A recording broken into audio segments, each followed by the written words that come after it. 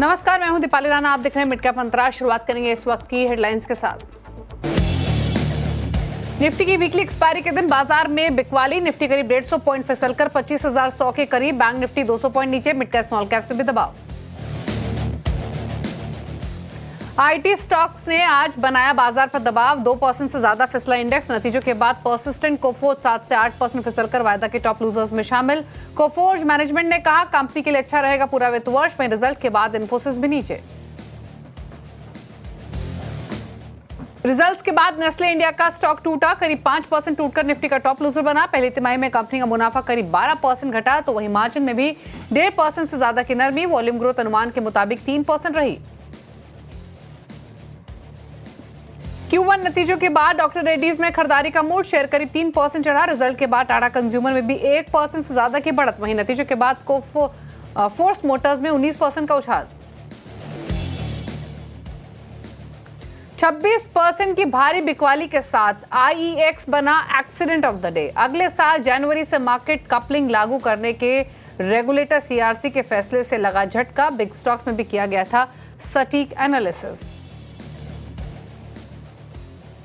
European union के साथ America की टैरिफ डील से पहले ऑटो स्टॉक्स में तेजी। 4% उछाल के साथ टॉप गेनर्स में शामिल संवर्धना, मदरसन, टाटा मोटर्स भी 2% ऊपर। आज के स्पॉटलाइट में भी हुआ था सटीक एनालिसिस।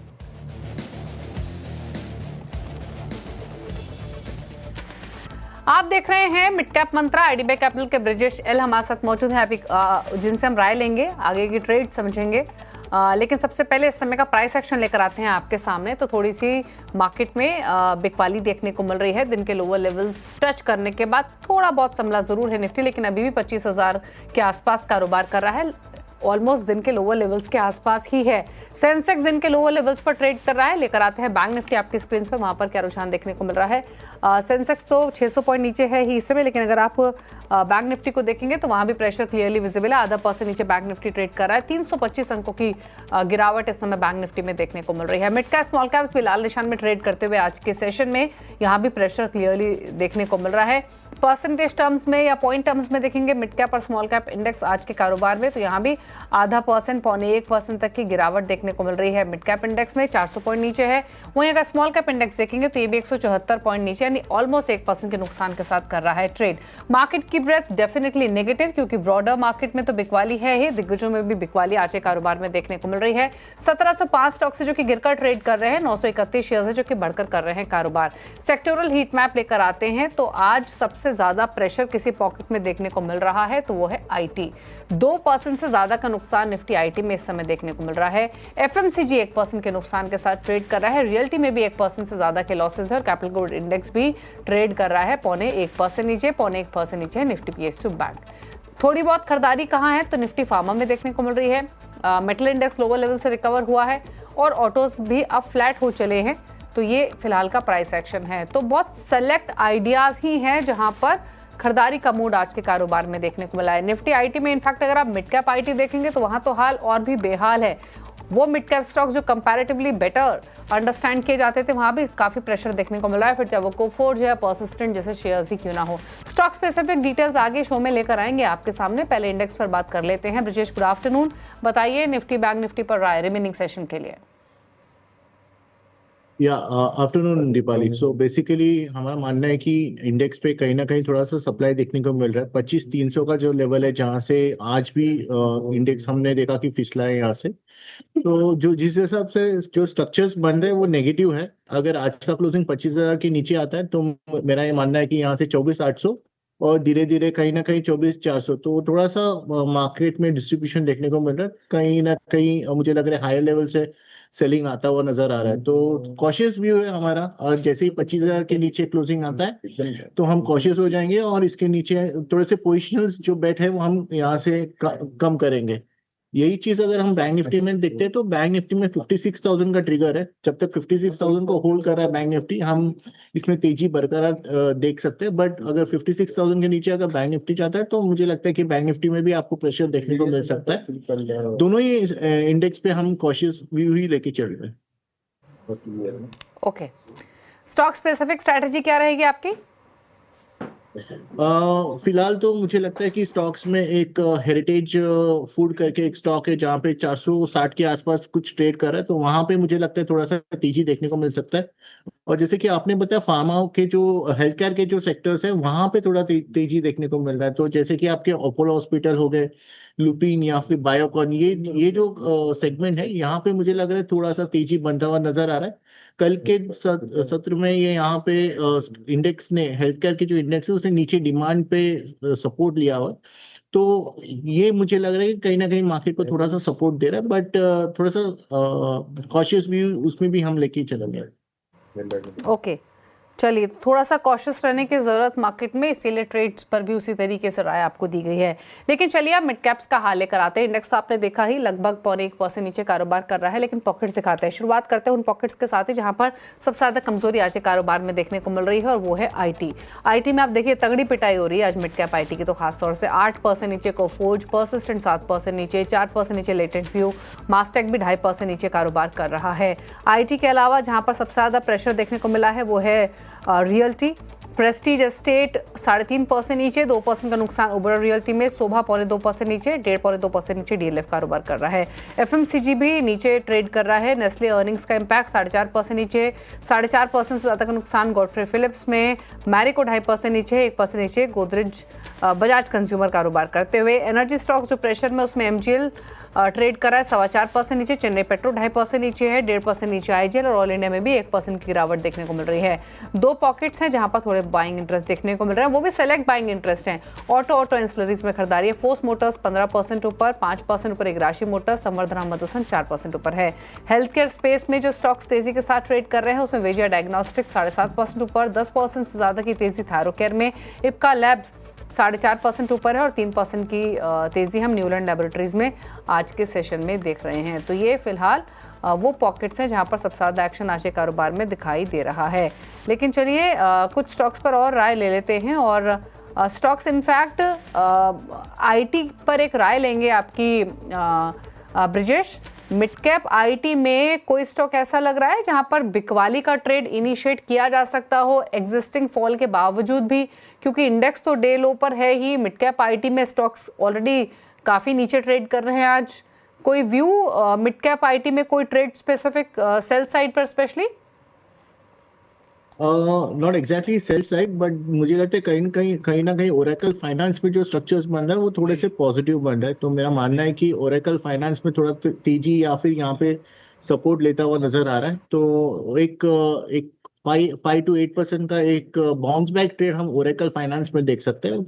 ये इस स्टॉक ने जिस हिसाब से बाकी के आईटी स्टॉक्स में जो करेक्शंस आए उसके मुकाबले इसने काफी सस्टेन किया हुआ है। तो ये ओरेकल फाइनेंशियल कंपैरेटिवली बेटर दिख रहा है जहां पर आप पोजीशंस ले सकते हैं। अच्छा, एक संवर्धना मदरसन पर भी अपनी राय दीजिए। स्टॉक हालांकि खबरों की वजह से चल रहा है ट्रेड डील के बज में, लेकिन दिन के ऊपर स्तर ऊपर है, 4% ऊपर 102-103 के लेवल्स पर। क्या सजेशन इस स्टॉक पर? मुझे लग रहा है कि ये स्टॉक में फिलहाल तो स्ट्रेंथ दिखाई दे रहा है, तो ये 106 के आसपास इसको एक छोटा सप्लाई है, बट ये बोनस के बाद मुझे लगता है ये स्टॉक अभी चलना चाहिए। नीचे 100 का जो लेवल है यहाँ पे बेस बनता हुआ नजर आ रहा है, तो जैसे ये 106 107 का ऊपर सस्टेन होता है तो एक शॉर्ट टर्म एक बाय सेटअप में आ जाएगा ये काउंटर, और 120 125 के हम इसमें टारगेट ले सकते हैं। ओके, चलिए, संवर्धना मदरसन की बात हुई 103 के आसपास ट्रेड करते हुए। लेकिन चलिए आगे बढ़ते हैं, खबरों की तरफ रुख करते हैं। भारत यूके एफटीए को लेकर आज का दिन इंपॉर्टेंट है। पीएम मोदी लंदन पहुंचे हुए हैं और यूके के पीएम के साथ बैठकर आज साइन होंगे इस डील पर। लेकिन इंपॉर्टेंट ये है कि इंडिया के पर्सपेक्टिव से इस एफटीए डील के क्या मायने हैं, कि किसे फायदा होगा, ये तमाम डिटेल्स लेकर आशीष हमारे साथ कनेक्टेड है। आशीष, बताइए। देखिए, मच अवेटेड डील है, काफ़ी लंबे समय से इसका इंतजार हो रहा है, और आज अगर आप देखें तो इस डील पर मोहर लगती हुई नजर आएगी।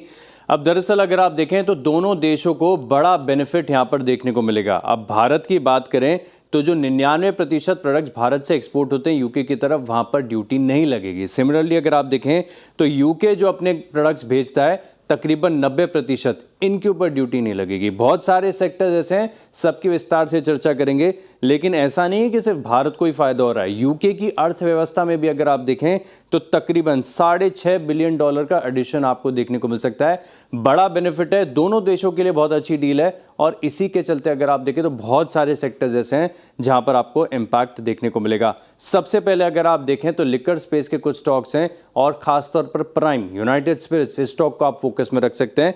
कारण ये है कि कुछ प्रोडक्ट्स होते हैं लिकर में, जैसे मिसाल के तौर पर स्कॉच है, विस्की है, जिन है, इन पर जो इंपोर्ट ड्यूटी है वो 150% से घटकर 75% हो जाएगी। लेकिन अगले 10 साल में अगर आप देखें तो स्कॉच, विस्की, जिन, इन पर जो ड्यूटी ऑलरेडी घटकर 75% हो गई है, वो फर्दर रिड्यूस होकर 40% हो जाएगी। और इससे अगर आप देखें तो यूनाइटेड स्पिरिट्स को फायदा है, और साथ में यूके, इसको भी बेनिफिट मिलेगा।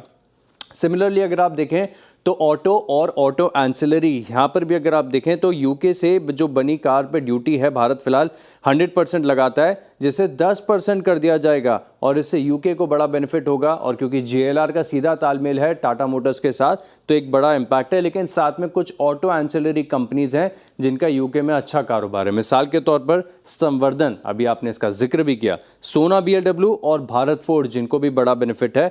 इसके अलावा अगर आप देखें तो टेक्सटाइल स्पेस, इसके लिए बहुत बड़े अवसर खुल रहे हैं। वैसे भी देखें तो भारतीय टेक्सटाइल जो स्टॉक्स हैं, सेक्टर है, इनकी US और UK में, यूरोप में पकड़ बहुत बढ़िया है। अब दरअसल क्या है, इससे पहले 12% टैरिफ लगता था, लेकिन ये जो 12% टैरिफ लगता था ये ज़ीरो हो जाएगा, बिल्कुल टैरिफ हटा दिए जाएंगे।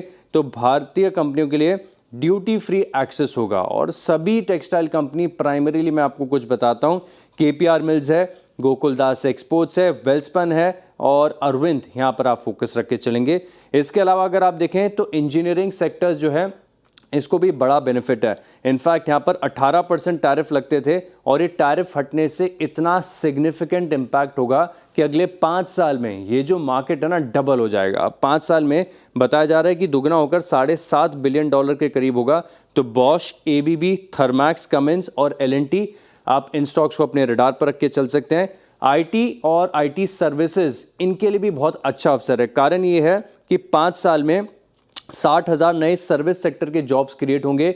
वीज़ा के जो नियम है वो आसान होंगे, और साथ में अगर आप देखें तो कुछ शेयर्ड एजुकेशन क्वालिफिकेशन की बातें कही जा रही है, इससे भी एक बड़ा बेनिफिट होगा। तो सभी मेजर IT कंपनीज जिनका UK में कारोबार है, अब TCS है, कोफोर्ज, विप्रो, टेक महिंद्रा, HCL टेक, इनको आप अपने रडार पर रख के चल सकते हैं। इसके अलावा अगर आप देखें तो फार्मा स्पेस में भी जो रेगुलेटरी ईजिंग होगी, इसका एक बेनिफिट यहाँ पर देखने को मिल सकता है। तो सन फार्मा, डॉक्टर रेड्डीज, सिप्ला, लुपिन, इन स्टॉक्स को आप अपनी लिस्ट में शामिल कर सकते हैं। और साथ में अगर आप देखें तो ढेर सारे छोटे छोटे एंसिलरी स्टॉक्स है, क्योंकि तकरीबन 99% प्रोडक्ट्स ऐसे हैं जिनको फ्री मार्केट मिल जाएगा यूके में। तो बहुत लंबी लिस्ट है, लेकिन छोटे में आपको मैं समराइज करके बताता हूं। तो जेम्स एंड ज्वेलरी है, लेदर है, फुटवेयर है, इनके लिए बड़े अवसर बन रहे हैं, क्योंकि इन प्रोडक्ट्स पर 4 से लेकर 16% की अलग अलग ड्यूटी लगती थी। एग्री प्रोडक्ट्स भी इसमें शामिल है, लेकिन फिलहाल के लिए जो स्टॉक्स आपको अपने रडार पर रखने चाहिए, एक तो टाइटन है, दिग्गज है, बाटा है, रिलैक्सो, इन स्टॉक्स को आप अपने लिस्ट में रखिएगा।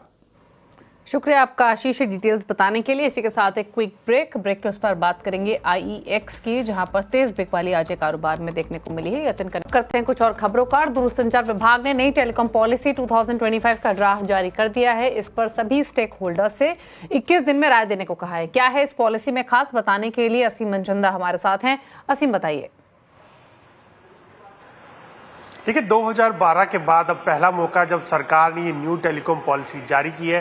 न्यू टेलीकॉम पॉलिसी 2025 इसे नाम दिया गया और इसमें साल 2030 तक के टारगेट सरकार ने इसके अंदर रखे हैं। सबसे पहले तो GDP में टेलीकॉम सेक्टर का योगदान अभी जितना है उसको बढ़ा करके डबल करना है। 2030 तक टेलीकॉम सेक्टर में हर साल 1 लाख करोड़ रुपए का निवेश आना चाहिए, इसका लक्ष्य रखा गया है। इसके साथ साथ जो 4G है उसका 2030 तक सैचुरेशन का लक्ष्य रखा है।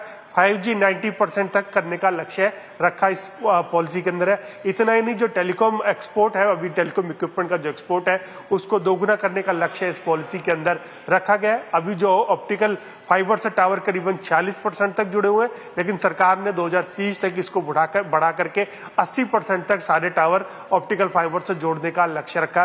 तो काफी एम्बिशियस पॉलिसी है सरकार की तरफ से, जो सरकार ने ये जारी किया है। इसका ड्राफ्ट सभी स्टेक होल्डर से इसके ऊपर 21 दिन के अंदर राय मांगी गई है। 21 दिन के राय मिलने के बाद सरकार इसके अंदर कुछ चेंजेस करके इसको लागू करेगी और उसी तरह की पॉलिसी बनाएगी ताकि जो लक्ष्य सरकार ने रखे उन लक्ष्य को आसानी से हासिल किया जा सके। ओके, शुक्रिया आपका असीम ये डिटेल्स बताने के लिए। तो नई टेलीकॉम पॉलिसी का क्या लक्ष्य रहेगा, क्या डिटेल्स हैं, एम्प्लॉयमेंट के हिसाब से कितना इंपॉर्टेंट रहेगा, ये सब बातें यहाँ पर बताई असीम ने। और जो पॉलिसी का ड्राफ्ट है वो ऑलमोस्ट तैयार है। तेजस नेटवर्क, डिक्सन टेक, कई कंपनीज हैं जो कि सीधे इम्पैक्ट होती है इस खबरों से। फटाफट से दो स्टॉक्स लेकर आते हैं, तो कैनरा बैंक पहले, उसके बाद एसीसी लेकर आएंगे। दोनों के अर्निंग्स आए, क्विकली देख लेते हैं नंबर्स को। कैनरा बैंक के एसेट क्वालिटी में तो सुधार दिखाई दिया है और देखिए शायद यही कारण है कि स्टॉक ने कितना स्ट्रॉन्ग रिएक्शन दिया। एक सडन स्पर्ट के साथ अब डे हाई पर आ चुका है, 4 रुपए ऊपर, ऑलमोस्ट 4.25% की तेजी। तो नेट एनपीए में सुधार रहा है, इसके अलावा ग्रॉस एनपीए में भी कमी देखने को मिली है, मुनाफा भी सुधरा है। सिर्फ एक नेट इंटरेस्ट इनकम है जहां पर मामूली प्रेशर दिखाई दिया है, लेकिन सब पैरामीटर्स पर नंबर्स अच्छे हैं और यही कारण है कि स्टॉक में एक सडन रिएक्शन के साथ दिन के ऊपरी स्तरों पर ये कारोबार कर रहा है। एक बार लेकर आते हैं अब एसीसी का स्टॉक। एसीसी के नंबर्स आए हैं, स्टैंड अलोन बेसिस पे नंबर्स कमजोर लग रहे हैं। जो एक्सपेक्टेशंस थी उसके मुकाबले मुनाफे का आंकड़ा तो घट कर आया है। 384 करोड़ का मुनाफा आया है स्टैंड अलोन बेसिस पे, आय 6014 करोड़ के आसपास रही है। और इनफैक्ट अगर कंपैरिजन करें सालाना आधार पर तो हल्की बढ़त देखने को मिली है, बट एक्सपेक्टेशन से लोअर साइड पर प्राइमा फेसी इनिशियल फिगर्स दिखाई दे रही हैं और शायद यही कारण है कि स्टॉक भी ऊपरी स्तरों से थोड़ा हल्का हुआ है और 1% नीचे कर रहा है ट्रेड। तो ये रहा है क्विक अपडेट अर्निंग्स पर, लेकिन कैनरा बैंक डेफिनेटली फोकस में आफ्टर अर्निंग्स एक अच्छे अपमूव के साथ ट्रेड करते हुए। लेकिन चलिए आगे बढ़ेंगे, क्लैंड वन का अपडेट लेकर आते हैं आपके सामने। जो मुकाबला चल रहा है इस हफ्ते मधु बंसल, अरुण कुमार मंत्री और अमोल अठावले के बीच में चल रहा है। रिटर्न की स्थिति आपकी स्क्रीन पर, तीनों ही खिलाड़ियों की तरफ से ऑन एन एवरेज 5% के रिटर्न आ रहे हैं और तीनों में ही कड़ा मुकाबला इस समय, लेकिन लीड कर रहा है अमोल अठावले मार्जिन के साथ 5.23% के रिटर्न्स दे रहा है। मधु बंसल का पोर्टफोलियो 4.92% और अरुण कुमार मंत्री का पोर्टफोलियो 4.45%। तो ये रहा पूरा अपडेट। इसी के साथ एक ब्रेक उस पर अब देखिए न्यूयॉर्क कंपनी, जहां हम बातचीत करेंगे जेएनजी इलेक्ट्रॉनिक्स के एमडी शरद खंडेलवाल से और साथ ही बीकेजी फूड्स के सीईओ मनोज वर्मा और सीएफओ ऋषभ जैन से। नमस्कार।